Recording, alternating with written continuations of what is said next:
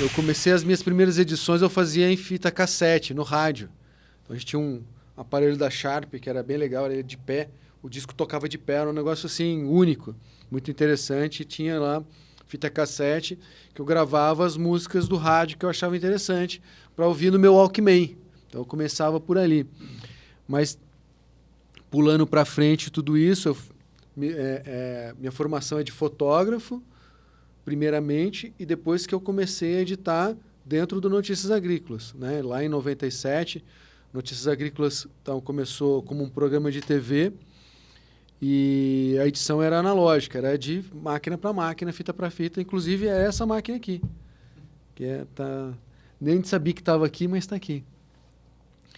E é todo um trabalho, né, de você fazer em tempo real, você conseguia ter ali a sua edição pronta, mas era um trabalho, né, porque você tinha que escolher a imagem, selecionar o ponto, aí selecionar a fita onde ela ia gravar, aí você dava o preview, voltava, fazer um pré-roll para encaixar as duas imagens ali. E aí se tudo tivesse certo, você dava o rec real para realmente fazer a gravação daqueles 3 segundos, 5 segundos de imagem e tal. E aí, se você esquecia o assemble ligado, ele queimava toda a base da fita, então você tinha que voltar a fazer tudo de novo. Pô, a lembrança que eu tenho mais quente, assim, de vendo você editar é realmente esse negócio aqui, né?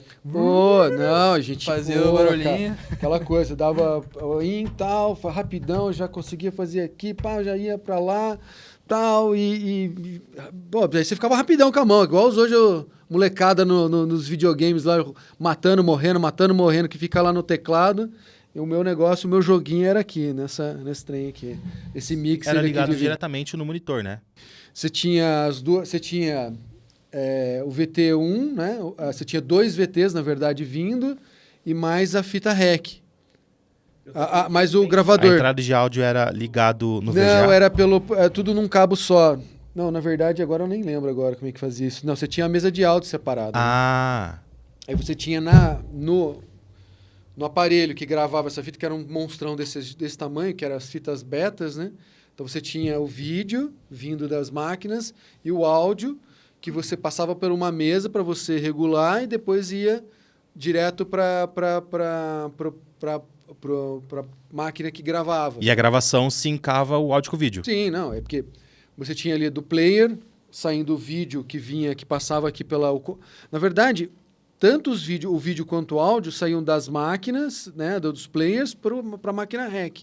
Isso aqui ele só faz o controller só fazia o controller dos equipamentos. Então você definia se você vai querer o áudio 1, o áudio 2, né, se vai para frente ou vai para trás, qual é o ponto que você vai escolher daquela imagem. E é isso que ele fazia, o controle das máquinas. Mas tanto o vídeo quanto o áudio já ia direto das máquinas para a máquina REC. Então não passava por aqui. Não tinha nenhum software, era ligado diretamente no monitor da TV, né? Para fazer GC disso aí, então. Aí você tinha que ter um outro negócio, um outro computador. Ainda já tinha um computador, né? Isso já era legal, né? Porque era o gerador de caracteres e tal. Putz, a gente fazia... E aí, para aí, começaram a vir as edições online, né? As offlines, quer dizer, né? Edição offline, as perceptions da vida. Meu Deus, como eu sofria, porque a máquina só dava problema. Hoje você tem um notebook que você abre ali, qualquer notebook, você coloca ali um Sony Vegas, ali, um Premiere e edita. Pô, isso nem se sonhava lá. Você tinha que ter uma máquina específica, custava caro e nem era máquina boa.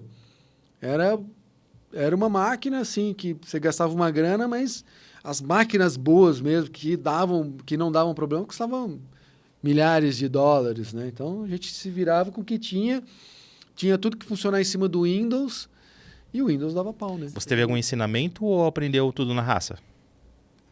Mais ou menos. Tinha lá um editor e o cara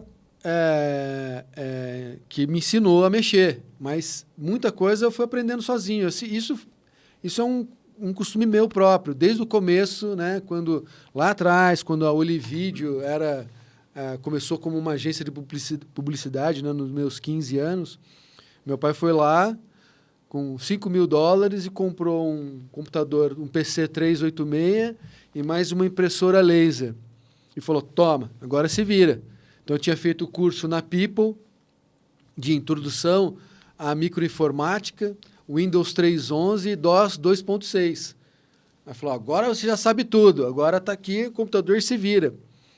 Que a ideia era fazer ali, imprimir as artes, ali, fazer alguns textos para poder fazer o Pestap, que era os anúncios. Né? Os anúncios que eram feitos todo na mão, a ideia era você ter a impressora que ajudasse a facilitar o processo de produção daquelas artes. E aí tinha o cara lá que me ensinou a mexer no CorelDRAW 3.0. Um mês depois, eu já estava ensinando coisa para o cara. Tipo, atalhos, né, do teclado, coisas, né, para você fazer aquele, tipo, Ctrl+C, Ctrl+V, eu já sabia escolher ferramentas por atalhos do teclado e tal, eu já estava meio que ensinando o cara. E na edição foi algo similar, né? Então o cara me ensinou o básico, mas eu descobri outras coisas. Pô, o que era o Last Edit? Pô, você tinha um botão aqui que ninguém usava. Não, peraí, isso... Porque se ela tá aí é por alguma razão, né? Pois é, aí você tem uma abinha aqui que você mexe aqui, tem um monte de controle aqui dentro. Por que servem esses controles aqui? Porra, aí você vai ver, aí você vai descobrir ali, né? Eu sempre tinha essa coisa na minha cabeça aqui. O computador é burro, a máquina é burra. Se você não disser para ela o que você quer, ela não vai fazer. Então, sempre tinha lá, pô, será que não tem um jeito mais fácil de fazer isso aqui? Aí eu tinha lá, no Premiere, por exemplo, porra, daqui a pouco você vai fuçando, para que será que serve esse botão? Aí você fica aquele negócio guardado ali, e uma hora você fala, porra, será que isso não serve para resolver esse problema que eu tô tendo aqui? Pô, eu tinha toda uma timeline aqui, um monte de videozinho, eu quero arrastar tudo isso aqui para cá. Pô, aí o botão direito, olhava lá, falava, cortava o espaço em branco ali. Falei, legal, pô, facilitar. Aí coisas que vão facilitando, né, e que eu aprendi e que hoje eu posso dizer, espero nunca mais ter que editar nem mais um vídeo. Porque, olha, eu lembro que, assim, passava madrugada, porque, porra, computador que dava pau, e aí perdia tudo, tinha que fazer tudo de novo. Tanto que eu tinha um cacuete, assim, eu tenho fora dor no ombro, né? Tanto que eu uso, todo mundo pergunta se eu sou canhoto, né? Porque eu uso o mouse eu uso o mouse na mão esquerda. Eu falei, não, é porque eu não consigo usar na mão direita, porque dói o ombro aqui. E só o Ctrl S. Sabe, a dorzinha aqui, né? E o tempo inteiro o Ctrl S. Então, cada movimento que eu fazia aqui era Ctrl S, salvava, né? Ia salvando, fazia vários projetos, sempre tinha backups de projeto para tentar nunca perder, e perdia. Projetos inteiros, aí fazia make move, deixava guardado, separava. Falei, porra, isso aqui já tem um bom trabalho aqui feito, deixa eu guardar esse negócio aqui, que um dia... E, porra, várias vezes eu tinha que refazer, reaproveitar. E foi, tanto sofrimento, foram bons ensinamentos, mas muito sofrimento. Falei, chega. Desse processo eu já passei, vamos passar para adiante. Hoje eu vejo aí crianças aí de 8, 9, 10 anos fazendo edições em vídeo no celular que eu desacredito. Eu fico, cara, que louco que é isso, né? O momento que a gente chegou. Deixa para essa galera, deixa para esse... E é legal você ver essa transição, né? Porque você pegou a transição realmente do analógico para o digital. Foi um ensinamento muito grande que me deu uma qualidade de entender a formação da edição, né? Hoje você já ultrapassa toda essa necessidade, várias possibilidades, mas ali a edição online, né, a edição de máquina para máquina, me deu um conhecimento muito bom para trabalhar com o jornalismo, né? Quando você vai para o jornalismo, ou quando você mudou ali para a edição offline, você entender, fazer a base, entender o que é, né, você ter o off, você saber separar a edição por partes. A gente fazia muito isso na edição online. Você gravava a base, então você tinha o off, você tinha a abertura, o fechamento e tinha os miolos. Você ia colando as sonoras, né? Então você tinha um off, gravava a sonora, você tinha ali uma chamada, a chamada do jornalista, a passagem do jornalista ali e tal. Então você tinha o esqueleto da matéria. E depois você vinha cobrindo. Que é isso que eu falo do Assemble, né? Porque você já fez a base... O Assemble ele grava tudo, né? O áudio, o vídeo e todos os áudios, faz uma nova base. E você já tinha a base montada, você perdia isso, você tinha que refazer toda a base de novo. Então você tinha que fazer os inserts. Então era insert de vídeo e de um áudio, porque o outro áudio você já tinha. Porra, aí você tem essa noção de ter canais separados, vídeos, inserts, o tempo da edição. Isso eu fui descobrir depois quando a gente começava a fazer vídeos comerciais. Então a gente fazia na nossa cabeça de jornalismo. E aí a gente teve ali um professor, eu tive um professor muito bom, que foi o Jorge Hasegawa, um japonês muito louco, andava com óculos com lente amarela. Jorge Hasegawa. Eu falei, cara, como é que deve ser a vida olhando por lentes amarelas? Né, o tempo inteiro. Ele fazia tudo com lente amarela. Ele regulava o vídeo todo, edição. Eu falei, cara, como é que ele está conseguindo ver isso com essa lente amarela? E ele me ensinou a ter um timing diferente da imagem, sabe? Perceber o timing do processo, do sentimento que aquela edição está querendo trazer, sabe? Quanto que é de imagem que você vai colocar ali? São 3 segundos? São 5 segundos? É 1 segundo? Ou são frames? Vai depender do sentimento que você quer passar, do momento que você...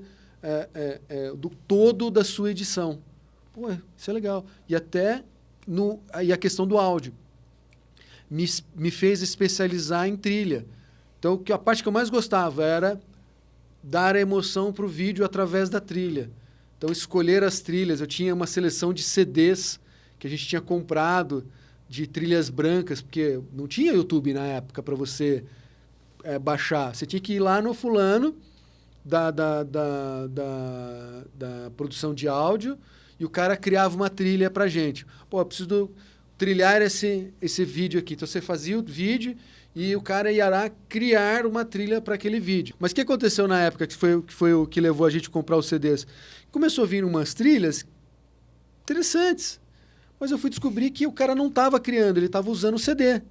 Eu falei, porra, se ele está usando o CD, por que eu também não posso? Fui atrás da empresa que tinha e comprei para mim os CDs e eu tinha lá, já sabia quais eram os bons CDs, quais eram as trilhas institucionais, aí já tinha tudo isso na cabeça e fazia a mixagem de uma música com outra, fazia o sobe-som, tal, tinha toda essa ideia, tal. No vídeo, no cinema, o áudio é no mínimo 50%.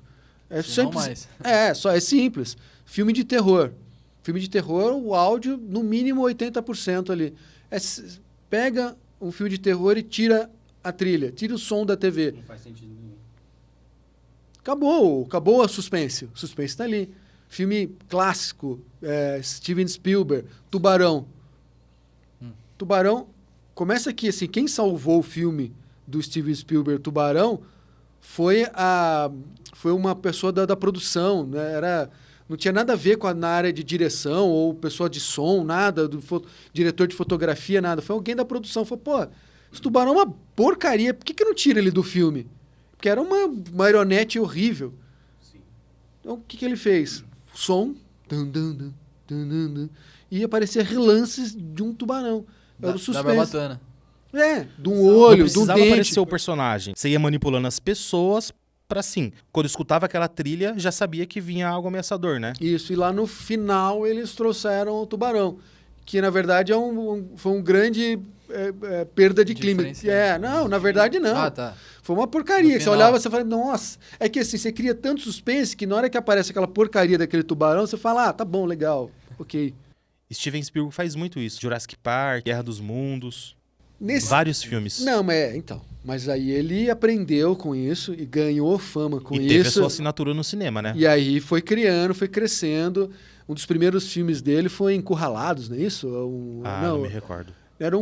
Agora eu tô tentando lembrar o nome do filme, que era uma caçada de um caminhão que caçava um cara atrás de um carro. Então o filme todo se passava numa tarde ou num final de semana e tal. E o filme foi gravado numa locação e num tempo para que toda a fotografia fosse igual. Então foi feito, acho que lá no Arizona, no deserto ali e tal, num período pequeno para que não tivesse nuvem, para que o céu fosse sempre igual. Então ele ficou 2 meses, 3 meses gravando ali e parecia que foi um dia só. E aí tinha lá uma cena que o caminhão, o cara consegue se desvencilhar do caminhão, o caminhão cai na ribanceira, lá tá um negócio lá e tal, e dava pra fazer uma vez só. Aí coloca 3, 4 câmeras, 5 câmeras, blá, blá, blá, foi um take só. Hoje, aí depois foi crescendo, fez Tubarão e tal, aí ele, pô, claro, não, faz de novo, põe outro caminhão aí pra mim, entendeu? E aí teve toda essa capacidade, não, vamos fazer Jurassic Park. Aprendeu com erro. Ele só foi fazer o Jurassic Park no momento que ele tinha uma tecnologia viável para fazer aquele animal em GC, em animação, que aparecesse muito real para aquela época. Hoje, se você vai assistir o filme de novo, você fala, porra, não é tão bom assim. Mas para a época foi um grande quebra de paradigma, assim como foi o Avatar, né? Que você olha o Avatar também, pô, que porcaria. Mas para a época era incrível. Incrível, incrível. Eu acho que também tem as técnicas que ele traz, por exemplo, no Regresso. Ele não trabalhou com luz, só com luz natural. Então, assim, o trabalho que foi para ele trabalhar só com luz natural. Mas é legal, assim, você ver... É legal essas habilidades, porque você... Não, e você vender a ideia, né? Falando, eu vou fazer um filme assim, que vai ter 3 horas de duração. É muito focado na interpretação do Leonardo DiCaprio, né? Foi a grande interpretação dele, uma das grandes. Ele teve outras muito boas, mas ali ele se destacou por isso. Então, a direção e todo o roteiro foi feito para ele. Se fosse um outro ator, teria tido a mesma repercussão que foi e tal. Pô, acho difícil. Mas foi dar a força da interpretação que ele teve ali, que foi extraordinária. Sim, então, ou seja, é tudo complemento. Atuação, storytelling, o áudio, tudo isso faz... As técnicas. Exato. Cara, aí você vai, cada um, você vai diferenciando. Mas para mim, o que eu ia dizer, assim, que o legal é, assim, quando você cria uma certa fama e você conseguir vender a sua ideia do jeito que você quer.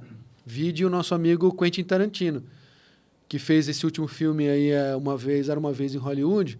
Tem a cena lá do Leonardo DiCaprio com o... Como é que chama o outro ator que faz junto? Qual o filme? Era Uma Vez em Hollywood. Brad Pitt. O Brad Pitt. Então, o Brad Pitt... Tem a cena do Brad Pitt indo embora para casa dele. Ele deixa o Leonardo DiCaprio na casa dele, cata o carrinho dele e volta para casa. Uma cena que você fala, porra, facilmente você cortaria fora, mas são ali 1 minuto, 2 minutos dele ir embora para casa ouvindo vários tipos de música. Como é que isso vai para edição final? Porque o cara falou, não, eu quero desse jeito. Não tem ação ali. Mas você fala assim, porra, por que ele pôs essa cena? Porque ele quis pôr. Porque ele fez uma... Ele pôs ali todo o ensinamento de cinema dele ali naquelas cenas. Tem uma aula de cinema ali naquelas cenas ali. E que ele, pela capacidade dele, pelo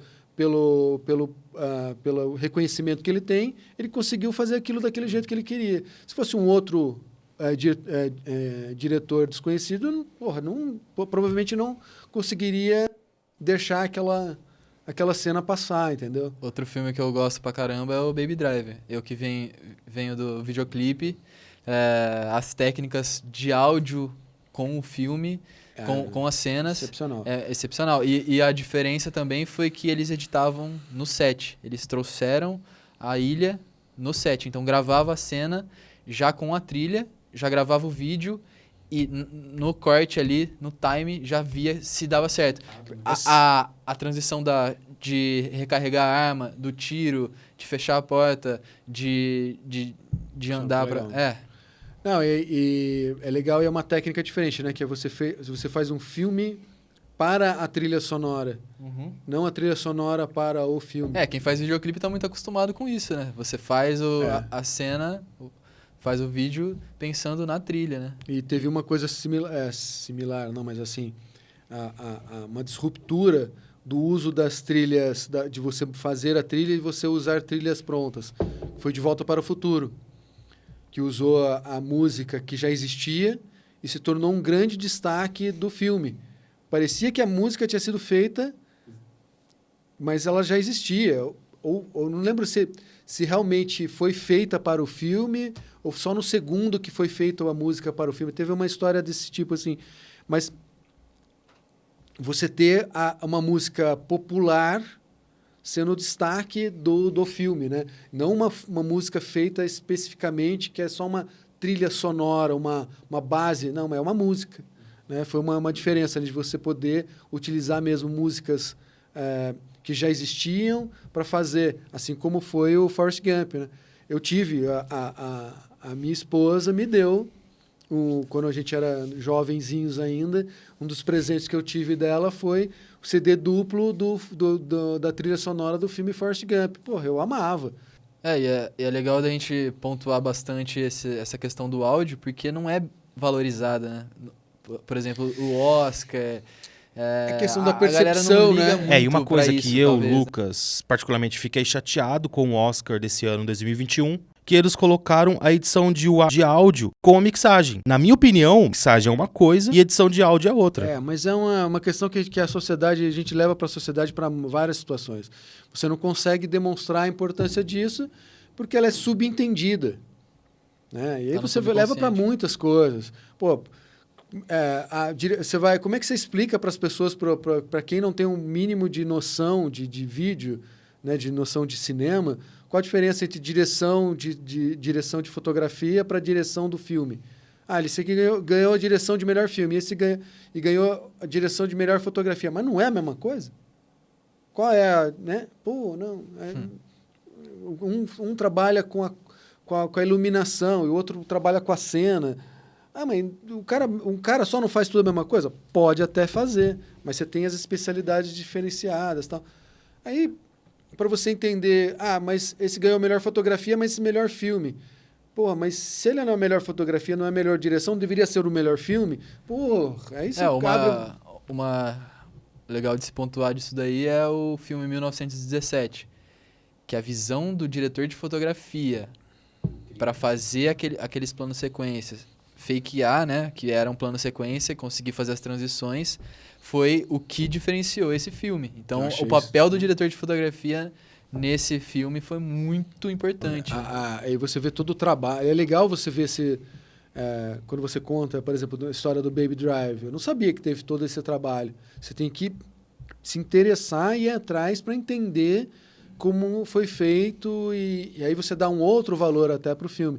Nesse do 1917, eu vi uns making-offs, contando a história dele ali. A técnica que ele tira a câmera da grua e coloca no carro para você fazer um plano sequência. Que incrível isso. Mais do que isso, o treino para você fazer aquela cena da trincheira, eles ficaram 3, 4 meses treinando, porque não dava para fazer várias vezes. Eles podiam repetir no máximo 3 vezes, alguma coisa assim. Por causa das explosões e tudo mais. Então eles fizeram uma trincheira numa outra localização para treinar todos os atores, todos os planos sequências. E aí você conta com tempo também. Cara, que incrível isso. Muito trabalho. Eu acho muito bonito, muito legal como são feitos os filmes, toda a produção de um filme, mas eu não sei se eu teria capacidade de coração de participar de um negócio desse, porque muito dinheiro envolvido, muito trabalho envolvido. Pô, cara, é muito fácil você se perder no meio de todo aquele processo. Cara, são meses e meses de planejamento. Eu estava vendo, outro dia eu vi lá o making of, a história de como é que foi feito o desenho da Pixar, Os Incríveis. O desenho todo levou 5 anos para ser feito. Só a pré-produção, mais de 2 anos. E discutindo o roteiro, a criação dos personagens, para você começar a produzir o desenho, cara... E você comentou da Pixar, que levou muitos anos para sair do papel. E se alguém roubasse? Então, até que ponto você deve compartilhar suas ideias com alguém? Tem algumas máximas no mundo que a gente fala, que é nada se cria, tudo se copia, é uma delas. E outra foi do filme que eu revi faz pouco tempo, que é o Jogo do Poder, né? A história do... Fome do Poder. Fome do Poder, isso. Fome do Poder, que é sobre a história de como é que surgiu o McDonald's e como o Sr. Kroc se tornou o dono dessa marca. No final do filme, que é uma cena muito importante, os donos, né, que tinham acabado de perder judicialmente o nome McDonald's para o Kroc, perguntou, por que quando lá atrás eu te mostrei como é que a gente fazia todo o processo, como é que era o sistema speed e tal, você já não pegou e não roubou a nossa ideia e não foi embora? Falou, porque vocês tinham uma coisa que ninguém tinha. E ele falou, você já não, eu tenho certeza que vocês mostraram aquele processo para mais outras pessoas e outras pessoas tentaram fazer igual. Não tinha capacidade de fazer. Não deu certo. Realmente não deu certo. Então, vocês tinham uma única coisa que ninguém mais tinha. E ele pergunta, o que é? Pois é, uma pena que você mesmo não saiba. O nome. McDonald's. Se fosse for lá o hambúrguer do Croc, não ia dar o mesmo resultado. Então, assim, os arcos dourados, o conceito, o McDonald's, ele falava só essa marca, esse nome, já trazia um respeito, já trazia um conceito para dentro desse. Então, a ideia é boa, mas a aplicabilidade disso depende de outros fatores. Então, eu não sinto muito medo em passar a minha ideia para frente. Ou mais do que isso, é só ver o site Notícias Agrícolas hoje. Muita gente tenta copiar, mas a essência dele é difícil de copiar. É possível? Pô, claro que é. Você não pode fazer outra Coca-Cola? Não tem a Pepsi?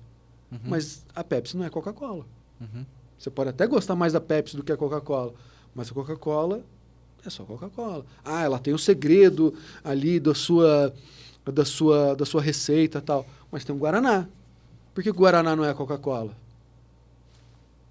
Aí você tem todo um conceito, marketing e tudo mais envolvido ali dentro. Você puxou essa referência desse filme, da Fome do Poder.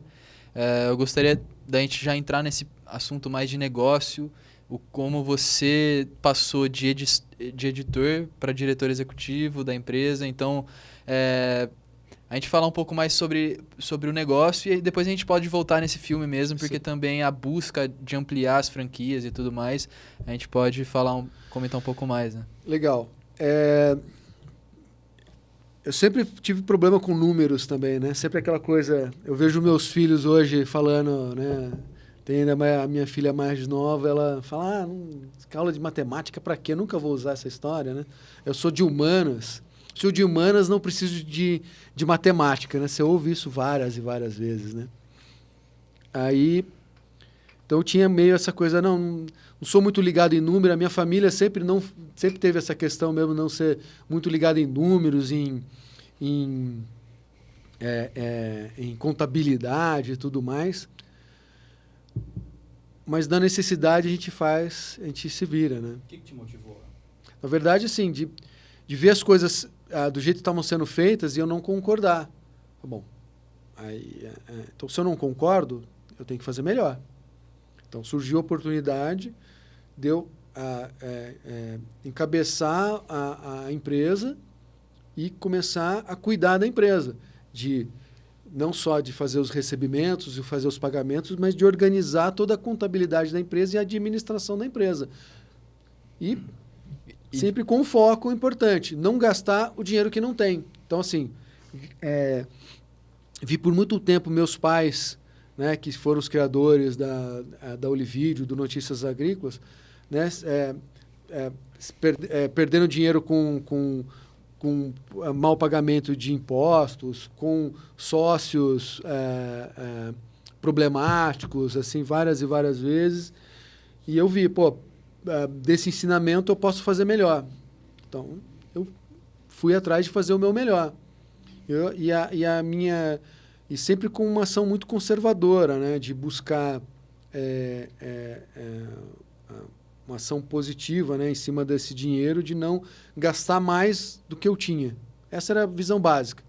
Esse foi o grande diferencial para trazer ela até hoje aqui, né? Cara, eu acredito que sim, mas tem mais outras coisas, né? Assim, trabalhar com honestidade parece que é uma coisa básica, né? Óbvia de se falar, mas eu fiz questão de imprimir essa questão própria minha, de poder fazer o meu melhor, não só para mim, mas para os meus clientes, para o meu público, e poder chegar à noite, deitar a cabeça no travesseiro e relaxar.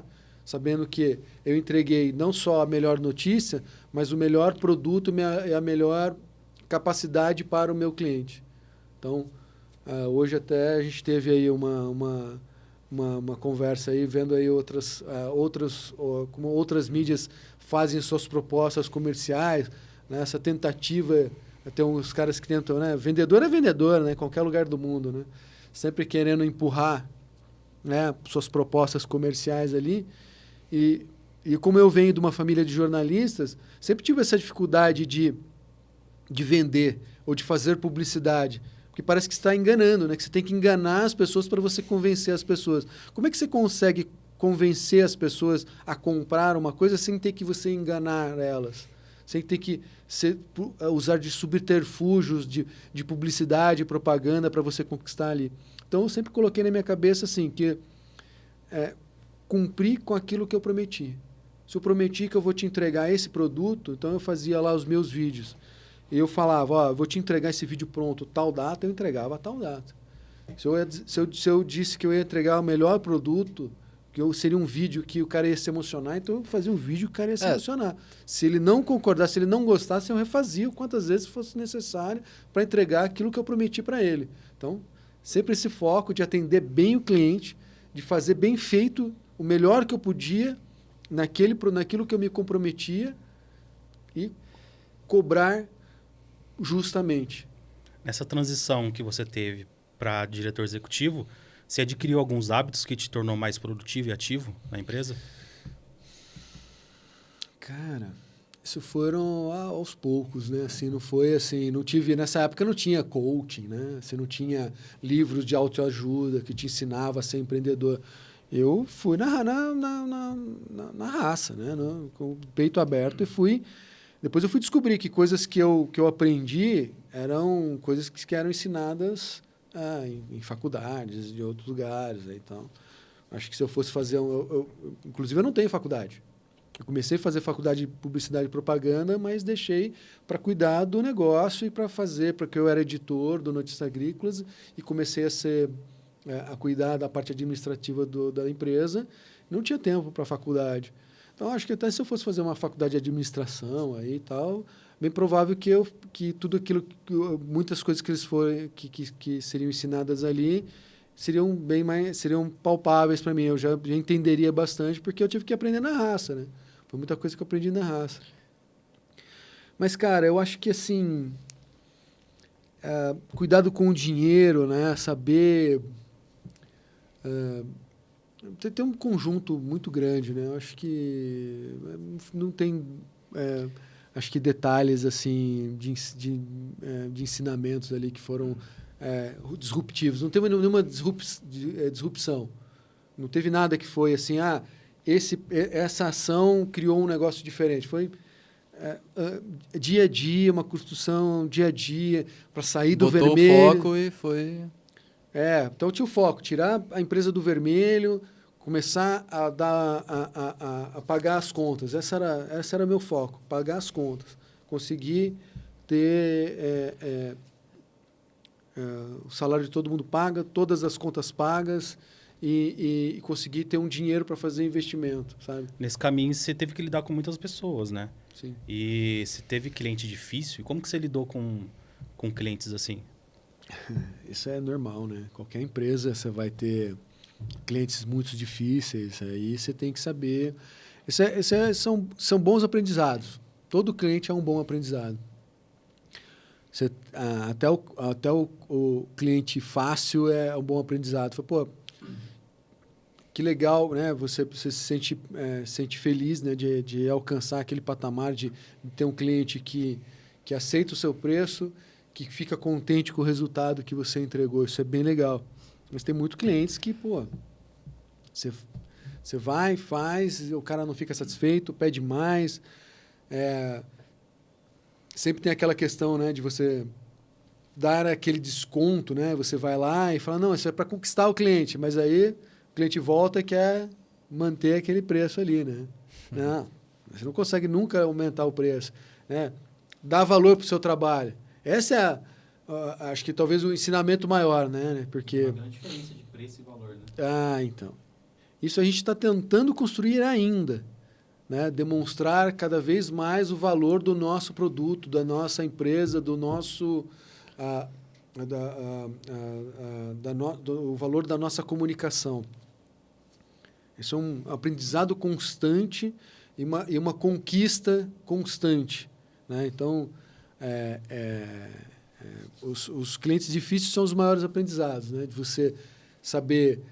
não é nem a questão de você engolir seco, não é essa a questão, né? De você não responder ao cliente, mas entender a necessidade do cliente, se colocar no lugar dele. Se você estivesse ali investindo aquele dinheiro, como é que você agiria?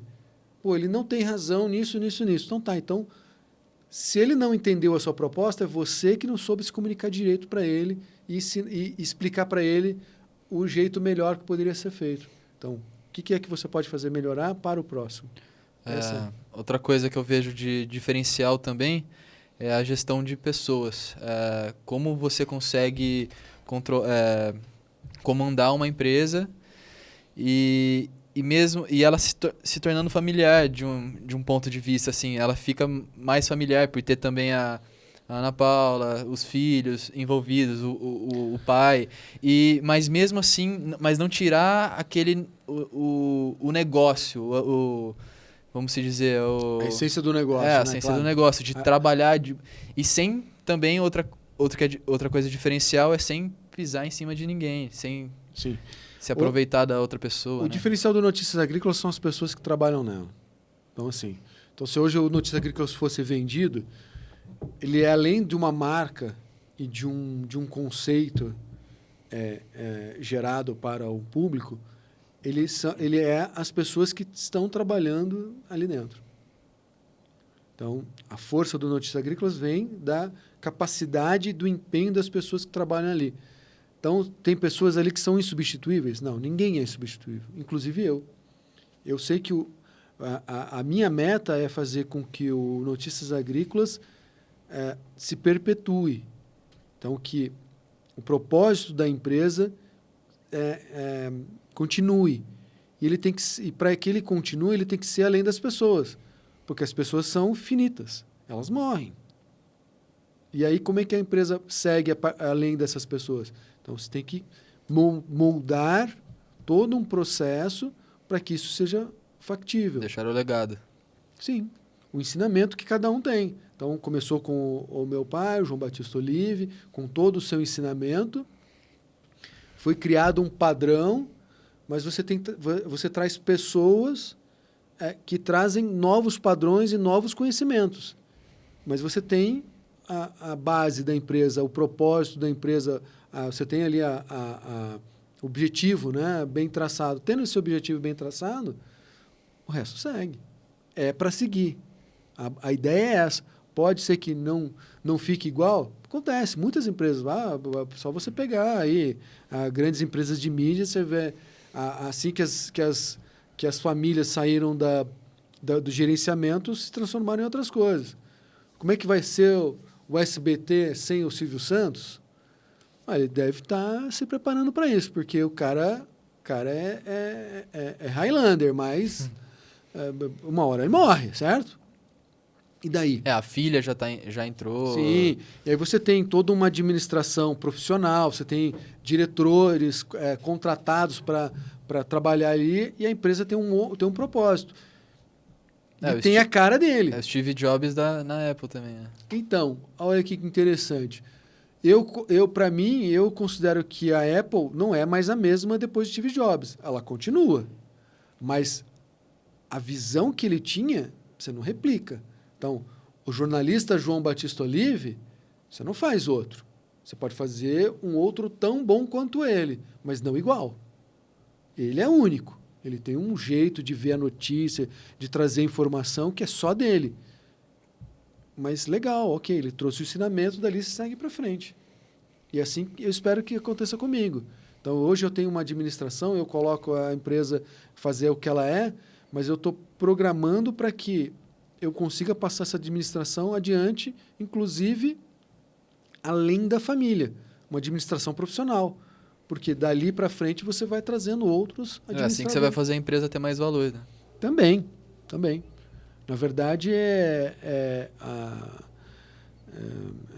mais do que dar valor, né? É perpetuar o propósito da empresa.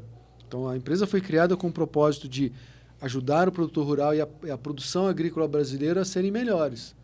Então, diante desse propósito, inclusive, que me fez pensar a empresa de maneira diferente. Porque você perguntou sobre as pessoas que trabalham aqui. É uma empresa familiar, onde as pessoas se sentem dentro de uma família. Então, a relação entre as pessoas aqui dentro é como se fosse uma família. Então, como é que eu faço a empresa crescer, mas mantendo a visão familiar? Como é que eu saio de 20 pessoas para 40 pessoas, para 80 pessoas, mantendo essa visão familiar? Não tem como. Então, eu não posso crescer? Então, teve uma época que eu tinha essa dúvida. Eu devo crescer, a empresa tem que crescer ou não? Pode crescer ou não? Até o ponto que eu entendi o seguinte, que não é se eu devo crescer ou não, eu tenho que crescer. É uma responsabilidade minha, é uma necessidade do Notícias Agrícolas crescer, por causa da responsabilidade que nós temos com o agronegócio. Então, eu preciso crescer para atender a necessidade do agronegócio. Então, eu tenho que fazer o melhor possível para manter a união da equipe, essa força da equipe para essa empresa. Ah, mas eu vou manter essa união de todos, essa relação familiar entre todos? Não, não vou. Mas a sua proximidade com os funcionários pode continuar a mesma. Cara, pode, mas assim, você saber o nome de cada um... Eu lembro da história do pessoal da Jato. A gente trabalhou muito tempo com o pessoal da Jato e a gente acompanhou, inclusive, a transição da empresa de direção familiar para a direção profissional. Então, saiu do seu Nishimura, né? Então, conheci o fundador, o seu Sunji Nishimura, lá atrás, tal, né? Participei, conheci ele pessoalmente, a pessoa incrível. Conheci os filhos, né? o presidente, um dos filhos, tal. E vi essa transição. E lembro deles contando, né, de que assim, conhecia um por um, puxava a orelha de cada um. Quando você tinha 20, 30, 50 funcionários. Na hora que você passou para 2.000 funcionários, não tem como você saber o nome de cada um. Você tem um RH para cuidar das pessoas. Você vai saber as pessoas mais próximas de você, mas o cara lá da linha de montagem que faz lá o negócio, pô, não tem como você conhecer a fundo. Você pode até reconhecer o rosto de cada um, mas conhecer a fundo, como nós conhecemos aqui, como a gente se conhece aqui, isso não dá para ter sempre. Então, tem que saber que isso é uma realidade e se adaptar a isso, e conviver com isso. O que eu queria linkar e voltar para o filme seria nessa relação mesmo. Porque, assim, o filme mostra ele se aproveitando, né, dos McDonald's, a relação com a mulher e tudo mais, mas tirando esse lado que, para mim, eu acredito que dá para crescer sem fazer isso, a expansão dele, a visão que ele teve de expansão foi muito foda. Você consegue trazer isso para notícias, para as empresas em si. Sim, eu já me passei pensando em situações como essa. Quando assisti o filme pela primeira vez, também fiquei com raiva do Kroc. Pô, o Kroc foi lá e passou a perna nos McDonald's. Se não fosse o Kroc, hoje a gente não teria o McDonald's a 2 quadras da gente aqui. O mundo dos negócios é assim mesmo, é duro. E eu já fui atrás de ver investimentos aqui para o Notícias Agrícolas e tal, e sei que se eu bobear, o investidor me passa a perna e toma a empresa de mim. Então, pô, tem que saber onde você pisa. Então, tem que saber qual é a sua... Você tem que ser... No mundo dos negócios, ou você morde ou você é mordido. Mas isso não quer dizer que você tem que ser injusto, tem que passar a perna em ninguém. Cara, ali no filme, ele usou do poder dele, do dinheiro que ele captou, para prevalecer sobre os caras. Mas os caras foram muito bunda moles. Eles deixaram o cara crescer em cima dele. Acharam que só porque ele tinha aquele contrato ali que eles iam... resolver. Na verdade, assim... Ele foi injusto. Eu acho que o problema tá em você tratar a sua empresa como um filho. E não querer que o seu filho vá para o mundo, sabe? Então. Eles queriam manter aquele padrão e tudo mais. Não, isso não justifica passar a perna, mas você entender o negócio para expandir. Pois é. Mas é que assim também, tem gente que não quer expandir. Eles não queriam. Só que Mas aí... foi o que ele colocou ali. Vocês têm uma obrigação com os Estados Unidos. Ele chega para os caras para convencer eles que eles deveriam fazer as franquias, dizendo o seguinte: vocês têm uma obrigação com a América para levar esse conceito de vocês para frente, porque isso aqui é inovador e um game changing. E foi realmente um game changing, graças ao cara que realmente reconheceu a capacidade dos caras e a ideia dos caras e levou para frente. Pô, se eles não tinham essa capacidade, eles deveriam ter reconhecido, não deveriam ter sofrido tanto. E realmente reconhecido, falou, porra, esse cara foi melhor que a gente num ponto que a gente não era melhor. E eu sei que existem pessoas melhores que eu na administração, em cuidar de empresas. E eu quero ter esse cara aqui. Eu sei que que a empresa merece crescer e tem pessoas que vão levar a empresa melhor para cima. Mas vocês vão jogar juntos. Cara, é jogo jogado. Eu sei que eu quero contratar esse cara. Não quero dar a empresa, não quero vender a empresa para esse cara. Então, assim, existe a possibilidade de uma grande empresa vir aqui com um grande aporte e comprar a empresa? Ou parte da empresa? Existe essa possibilidade? Claro que é. O mundo dos negócios é esse. Se você vender 49%, você ainda é o dono majoritário. Né? Mas o que eu quero dizer é o seguinte: se você está no mundo dos negócios, tem que entender que, por mais que você tenha um propósito de comunicação, uma coisa além dos negócios, você faz parte do negócio. Então, se você faz parte do negócio, você tem que saber conviver com esse negócio. Assim como você tem que saber que você tem que pagar imposto, que você tem que saber todas as leis. Está dentro do processo. Não, eu faço notícia, eu estou além de todas essas outras, essas pequenices. Não, você está dentro dessa questão de cuidar desde como é que o funcionário, se ele tem condições boas de trabalho, até o pagamento de impostos e até a possibilidade de você ser comprado ou de você ter um aporte para você dar um salto para crescer e se transformar numa grande empresa. Tudo isso pode acontecer, até a possibilidade de você falir. Sim, no filme a gente viu que o planejamento e a estratégia é importante na administração porque o Kroc acabou se perdendo, certo? E eu te pergunto isso porque o Notícias Agrícolas veio para a internet bem antes do Produtor Rural estar na internet. Sim. E se manteve hoje há mais de 20 anos. E como você conseguiu manter isso por todo esse tempo? Isso é uma coisa interessante, porque a gente surgiu como um site de streaming, né? A gente começou a ter uma TV num site muito antes do próprio YouTube. Hoje a Jovem Pan, né, se fala a rádio que se tornou TV. Nós somos a web que se tornou TV muito antes do próprio YouTube. Pô, então nós somos precursor. Por um bom tempo, fomos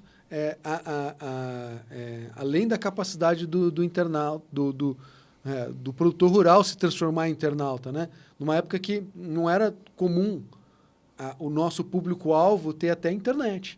Então, a gente teve um crescimento anual por muito tempo. Conforme a internet crescia, o acesso à internet crescia, a gente crescia juntos.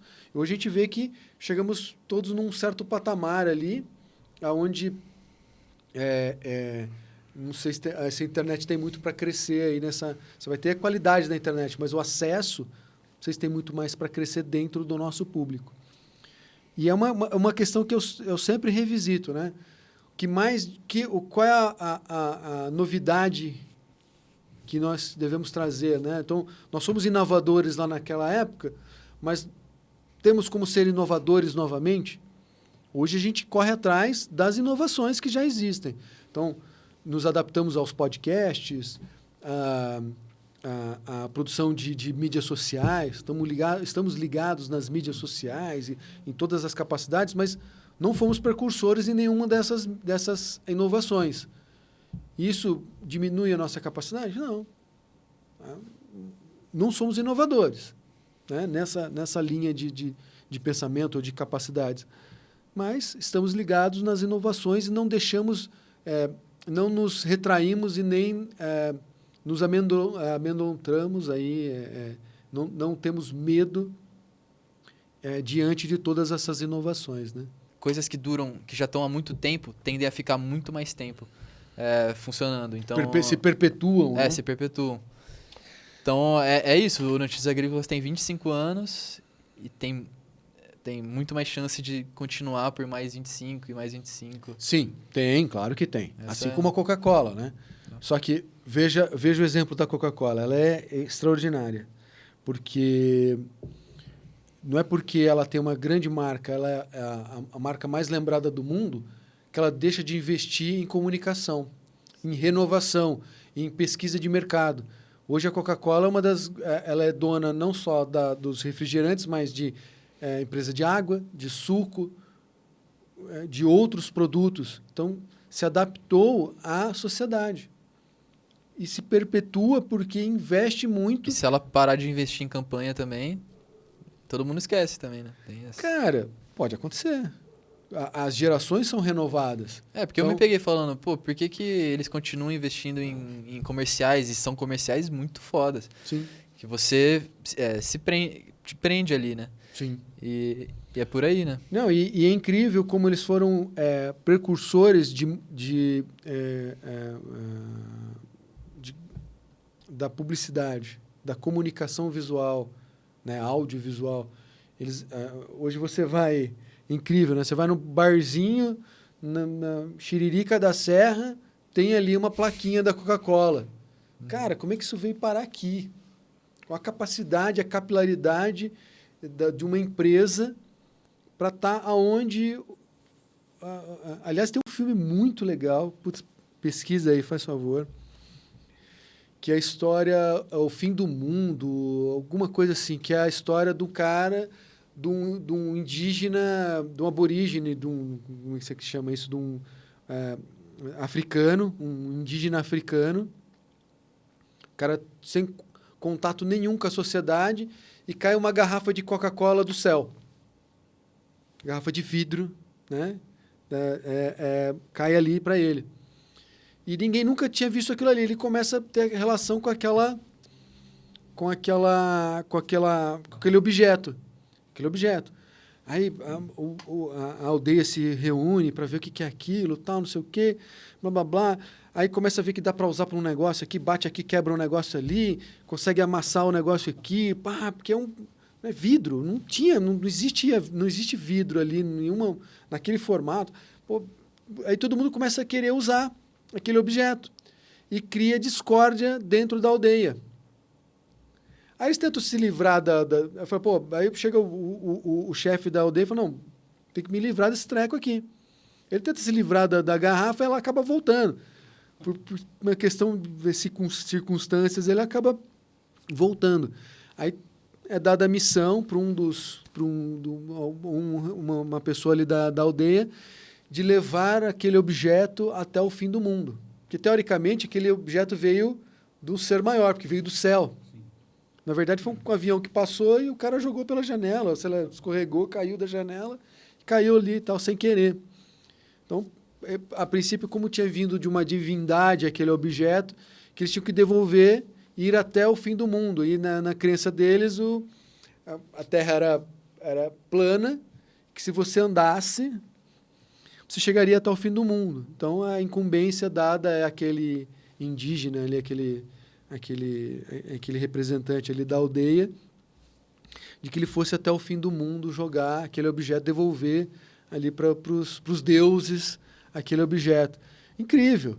E aí você está ali o tempo inteiro, o objeto que é manuseado e que é reverenciado ali é uma garrafa de Coca-Cola. E a referência com a sociedade, a grande crítica que você tinha ali, né, é social, na verdade. Então, eles faziam uma relação mostravam cenas urbanas, colocava as cenas ali deles ali da aldeia, com cenas urbanas, de aquele monte de movimento de carro, de consumismo. Então, era uma crítica ao consumismo. Então, tinha toda essa... Pô, é um filme extraordinário. Ele é um dos clássicos que é muito pouco reverenciado, eu acho. Só te fazer uma pergunta que eu queria fazer antes, mas não consegui encaixar. Eu vi uma entrevista uma vez do Roberto Justo falando que a maioria das pessoas vê uma pessoa bem-sucedida como muito ocupada. Por exemplo, eu quero fazer uma entrevista com aquele empresário, só que aquele empresário não tem data, não tem agenda. Só que ele falou que é o contrário. As pessoas bem-sucedidas e um bom empresário têm tempo na agenda. Qual que é a sua opinião sobre isso? Poxa vida. Cara, eu não sei se se eu sou muito humilde e tal, mas eu não me considero um grande empresário ou um cara de sucesso. Eu acredito ainda que eu tenho muito a conquistar. Mas eu tenho tempo de sobra, sim. Eu me sinto muito feliz de ter conquistado a vida que eu levo. Sabe, assim, tem certas coisas que eu me propus a fazer que eu conquistei. Do tipo, morar perto do trabalho. Moro a 8 quilômetros aqui da empresa. Venho por um caminho que eu não pego quase trânsito nenhum. Pô, chego aqui rapidinho, 15 minutos. Tenho toda essa tranquilidade. Chego num horário que eu gosto. Acordo sem despertador. E tenho os meus tempos livres. Mas eu fico sempre buscando, mas eu fico feliz quando eu tenho os meus...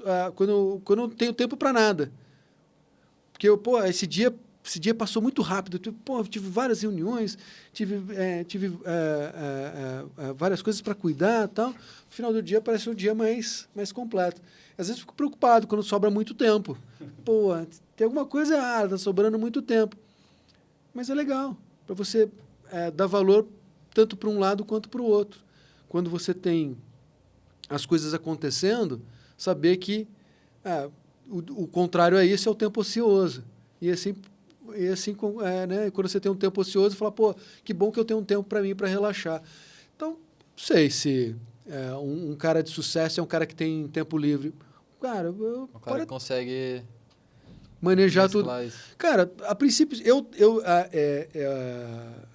estou me programando para isso.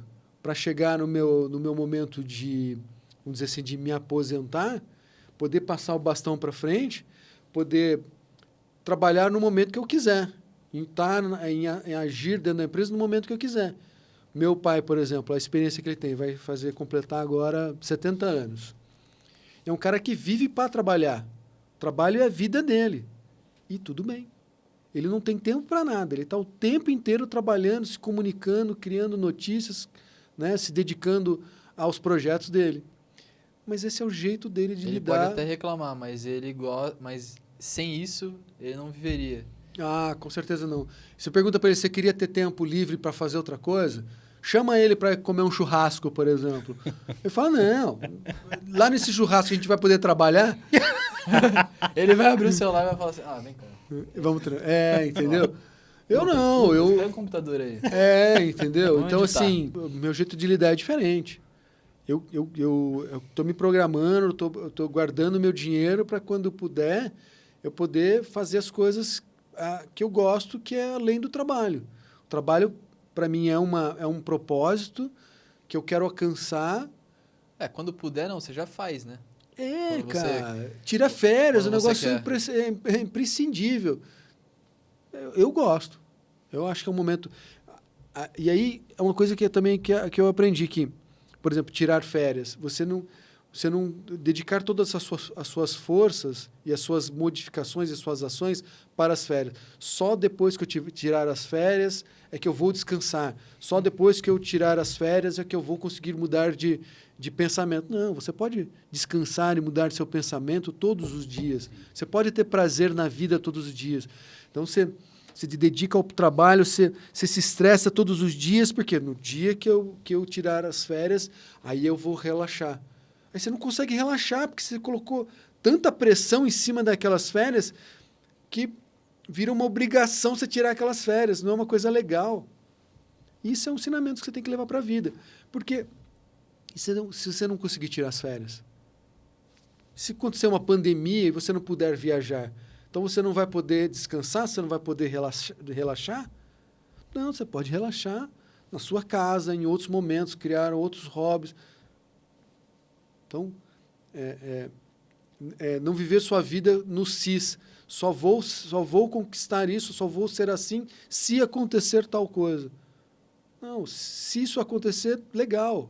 Também. Mas não viver no si. Só vou ser feliz se tiver tal coisa. Ou só vou conseguir relaxar se eu conquistar ou se acontecer tal coisa. Não. Né? Viver seu dia para o presente, não para o futuro. O futuro você conquista, mas com ações do presente. Daniel, qual que é o seu papo reto para quem quer empreender com sustentabilidade hoje, em 2021? 2021... o básico é você estar atento aos seus gastos, aos seus custos, entender o seu negócio, né? Entender o seu propósito. Cara, eu acho que quando você trabalha com o coração, as coisas fluem muito mais fácil. Começa por aí. Eu acho que assim, não é só entregar para Deus que Deus vai resolver. Deus te dá o caminho e você trilha o seu caminho. Mas eu acho que se você faz de coração, faz as coisas, se dedica com o seu melhor, as coisas vão para frente. E eu acho que toma cuidado com as referências. Só é sucesso quem tem um carro importado. Então, só vou ter sucesso se eu vou ter um carro importado? Não. Sucesso é você que define o seu sucesso. O seu sucesso é ter saúde? Então, você é um cara de sucesso. O seu sucesso é ter uma empresa que paga as suas contas? Pô, então você tem sucesso. Não, o seu sucesso é você ter 1 milhão de viewers ou ter pessoas que gostam de você. Isso vale não só para a empresa, mas para a sua vida. Então, a gente está muito acostumado e a sociedade nos leva a comprar essa ideia de que a grama do vizinho é sempre mais verde. Eu lembro que eu vi isso uma vez num quadro, acho que era do Garfield, ou era do Snoopy, sei lá. Ele olhando pela cerca, falando, realmente, a grama do vizinho é sempre mais verde. Eu não entendia o que esse ditado queria dizer. O do outro sempre parece mais fácil, parece mais bonito, né? E a questão da inveja das pessoas, né? E você achar que o outro conseguiu aquilo de uma maneira mais fácil. Tem toda essa situação que a gente vive na sociedade hoje. As pessoas tentam se livrar de tudo isso vivendo no meio do campo, comendo orgânicos, achando que é melhor que as outras pessoas. Cara, deixa de achar que os outros são melhores que você é melhor que os outros. Você é mais um dentre todos os outros e você você é aquela pessoa melhor para você mesmo. Então, seja o melhor para você mesmo e toma cuidado com essa ideia da procura da felicidade, né? Você tem... eu me peguei isso no meu último aniversário, foi uma coisa muito interessante, que parabéns a você, seja feliz. Normal você desejar para as pessoas que elas sejam felizes, como se fosse uma obrigação. Pô, por que eu tenho que ser feliz? Não, você não precisa ser feliz. Ser feliz o tempo todo perde a razão da felicidade. As pessoas parecem que estão procurando e indo atrás de uma felicidade irreal. Deixando de sentir aquilo que ele realmente está sentindo. Então, eu parei de desejar felicidade para as pessoas que fazem aniversário. Não que eu não quero que elas sejam felizes, mas ser feliz no seu momento. Seja feliz se você estiver pronto para estar feliz. Então, aquele dia do meu aniversário, as pessoas, pô, que legal, seu aniversário. Muitas felicidades. Ela estava querendo dizer que assim, eu estou desejando o melhor para você. Pô, legal, mas se no dia do seu aniversário, que é um dia especial, você quiser estar triste, pô, é o seu direito. E tudo bem. Tudo bem você estar triste. Tudo bem você estar com raiva. Que é bom, faz parte. Para o momento que você está feliz, você dá mais valor. É equilíbrio, né? E você procurar aí você acaba achando a felicidade, entendendo que a felicidade é coisa muito simples. Não precisa conquistar nada para você ser feliz. Você pode ser feliz por estar vivo, por estar acordando mais uma manhã, por estar com saúde, por ter sua família ali do seu lado, sabe, por ter comida na sua mesa. Coisa simples. Isso vai te impede de ser, de conquistar coisas a mais? Não, ganância, né? Você ser um pouco ganancioso, você ter vontade de crescer, são coisas diferentes. Mas não coloque suas energias somente nisso, na conquista das coisas. Então, o que é um negócio de sucesso? Para cada um, é um negócio de sucesso. Sucesso é ter muito dinheiro? Não necessariamente. Sucesso é ter conquistado aquelas metas que você definiu. Né? Então, acho que esse é o recado. Assim, eu sei que eu tenho muito aqui a aprender, tem muito ainda que conquistar, quero conquistar muito ainda, não só na parte da empresa, mas também pessoal. Quero viajar para muitos lugares, quero conhecer mais pessoas, mais culturas. Viajar transforma a vida faz a vida ser muito mais interessante. Viajar traz um propósito diferente para a vida. Eu, quando viajo, me transformo numa pessoa mais completa. Eu gosto de viajar. Tem gente que gosta de ficar, cria o seu cantinho e gosta de ficar ali. E é feliz ali. Né? E, que legal. Cada um é cada um. E descubra a sua felicidade e a sua capacidade. Encontre os seus propósitos. Né? E se dedique a ele.